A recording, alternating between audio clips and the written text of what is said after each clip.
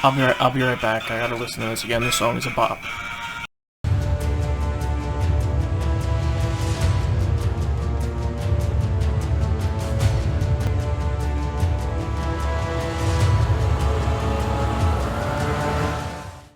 The episode begins in 1693 Salem, Massachusetts, as we discover Agatha Harkness, like her comics counterpart, has been around for centuries. Agatha's coven ties her to a stake and puts her on trial after accusing her of stealing knowledge and practicing dark magic. As we find out, her mother is the leader of the coven, and essentially sentences her to death. However, Agatha turns the tables and absorbs the magic from all of the witches, including her mother. We see the origin of the brooch she wears in every episode as she takes it off of her mother's corpse. Honestly, this is a great opening scene. It makes me question who Agatha is and what her real agenda may be. I feel like she is driven by a lust for power, and like her comics counterpart, she's looking to strengthen the magic community. It is also very reminiscent of the time that Agatha Harkness was put on trial in the comic books and burned at the stake. As well, this could also be what the Yo Magic commercial was referencing, as the bodies of the witches whose magic Agatha steals do become skeletal, like the boy in the commercial, with Agatha being the shark in this scenario. Anyway, back in the present, Wanda attempts to read Agatha's mind but is unable to, nor can she use any of her magic. Auntie Agatha then schools Wanda on runes, which is apparently a basic protection spell in the MCU. In a given space, the witch who casts the runes is the only one who can use their magic, so that's why Wanda is not able to use hers. We then find out that Agatha cast what is called a crystallum possession, and that Evan Peters is definitely a fake Fietro, or Fietro, as she says, and that she used him as her eyes and ears to keep tabs on Wanda. She tells Wanda that necromancy was out of the question because the real Pietro's body is on another continent and is full of bullet holes. Okay, here's the thing. The way Agatha says this is implied that Fietro is just a random person that she took control of. But honestly, I still feel like this person is in fact Peter Maximoff from the Fox universe. And we're going to see how that's possible later on in the episode. Anyway, Agatha was drawn to Westview by the skill level of the magic that was used to build something like the Hex. It was multiple spells at once. It is here we get a nice amount of information about Agatha's skills as well as how magic works in the MCU as a whole, as Agatha walks us through each spell by using the cicada we saw last episode. What Wanda was able to do requires incredible power and skill, yet she's able to basically run Westview on autopilot, and that's something Agatha wants to know. The scene was great. It was really fun to learn a lot more lore on the magic arts in the MCU, and we see just how knowledgeable Agatha is in witchcraft and just how long she's been practicing this. It also gives us a vibe that Agatha was kind of schooling Wanda in her own Whiplash, J.K. Simmons type of way. To find out the origin of the Hex, Agatha casts a spell that takes Wanda through her most traumatic moments. We are taken to Sokovia, where we see her parents and Pietro getting ready for TV night. We see that her father brings home tapes of sitcoms to watch, and they sit and enjoy them together as a family. We also see Wanda's mom give her the traditional Sokovian hello that she gives in episode 1. We discover that Wanda's favorite thing to watch is episode 21 of season 2 of the Dick Van Dyke Show, as we see many parallels between that show and WandaVision, especially the earlier episodes. This is obviously where Wanda's fascination with sitcoms originated from. Unfortunately, we also see that this is the day that Wanda's apartment is bombed, and her parents are killed in the blast.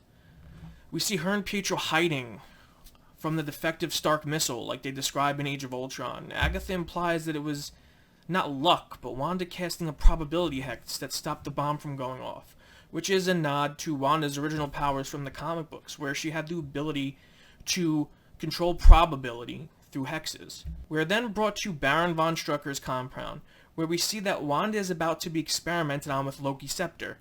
She's asked to grab the scepter, as the scientists let us know that no one before her has survived prolonged direct contact to the scepter. As Wanda approaches it, the jewel from the scepter reacts and is revealed to be the Mind Stone, which we knew already. It engulfs Wanda in yellow light, while creating this stunning image of a woman bathed in golden glow. If you mess with the lighting and exposure of this image, by the way, which is truly stunning. You can see that the person that Wanda is seeing is actually herself, in a costume very similar to the one that we see in her character posters for WandaVision. Wanda is, in fact, seeing her own future. We then see her in her cell watching The Brady Bunch, which further emphasizes her love for sitcoms and the comfort they bring her. Agatha theorizes that Wanda was born a witch, and the exposure to the Mind Stone amplified her inherent abilities. This is actually also a nod to the comic books, where it was Wanda's X gene that amplified her chaos magic. Agatha then takes us to Avengers Compound, and Wanda informs her that this is the first home she shared with Vision. We see her sitting on a bed watching Malcolm in the Middle, as she tells Vision to come in because she senses him outside her wall. We get a truly emotional scene of Vision trying to comfort Wanda after the death of her brother, as we continue to realize just how much Wanda has lost in her life, and how much pain she had to endure. Vision then hits us with one of the most poignant and well-delivered lines in the MCU. What is grief, if not love persevering?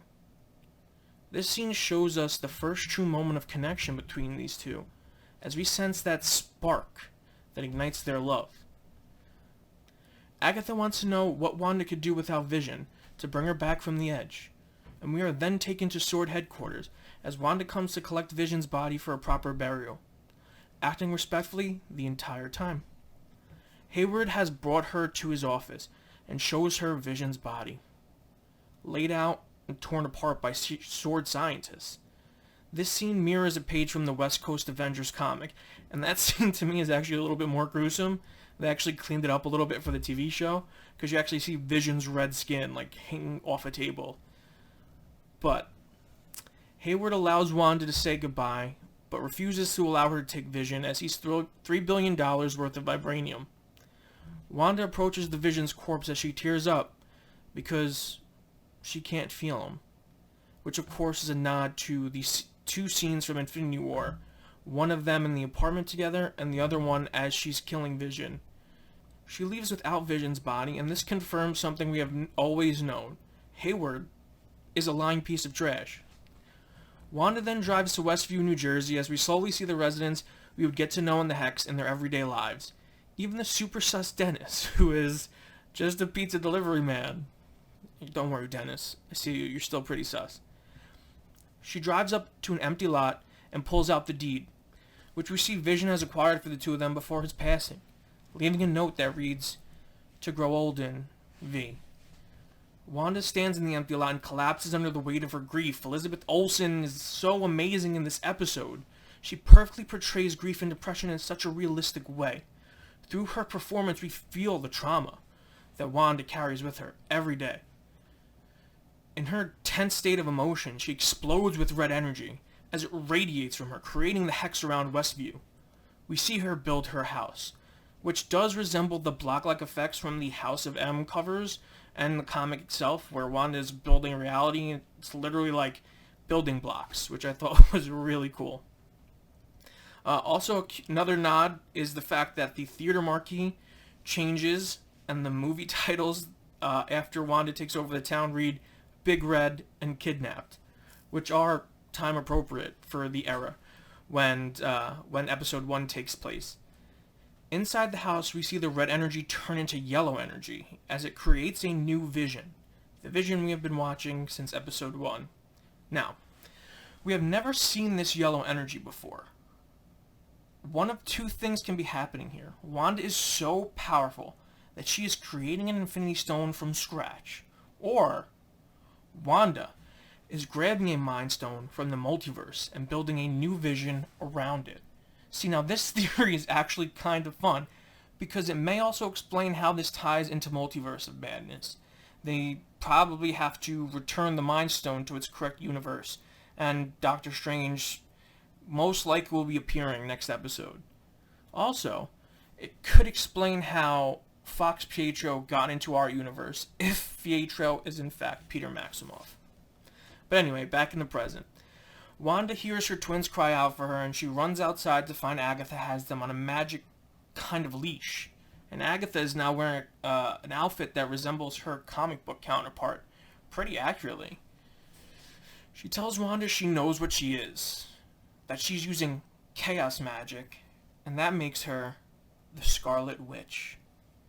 See, this is an interesting statement because chaos magic is a very powerful form of magic in the Marvel Universe that is most famously used by Wanda Maximoff.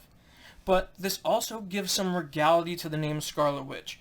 In recent comics, we learned that it is a title passed on through a generation of Romanian witches, but here it appears that in the MCU, it's a way of calling Wanda a Nexus being. I believe that the vision Wanda saw of herself earlier is a future version of herself when she fully embraces her power and the mantle of the Scarlet Witch. But just when you think the episode is over, we get a mid-credit scene. We discover what Project Cataract is. The original Vision's body that was rebuilt by Sword into what is now White Vision. Now able to come online thanks to siphoning some of Wanda's chaos magic. It also appears that in place of the Mind Stone, there's some sort of arc reactor type energy device. White Vision, of course, is a nod to Vision being rebuilt in the comics as the White Vision, who lacks any memories or emotions from the previous Vision. With one episode left, there is a lot to wrap up, with not a lot of time left to do so. I think it is safe to assume that we will get an appearance from a certain Sorcerer Supreme next week. We also have to catch up with Jimmy, Darcy, Monica, the three best friend squad. What have they been up to? Who's Fietro? Is Fietro anybody? Is Mephisto a thing? Is Mephisto not a thing? Is there going to be a celebrity cameo? Is there not? I mean, I think it's pretty safe to assume that Paul Bettany was trolling the fan base by saying the actor he's been waiting his whole life to work with was in fact himself. And I think that's great. But what do you guys think will happen in the finale? Comment your theories below and let me know what you think. If you're new to the channel, please don't forget to subscribe. And until next time, guys.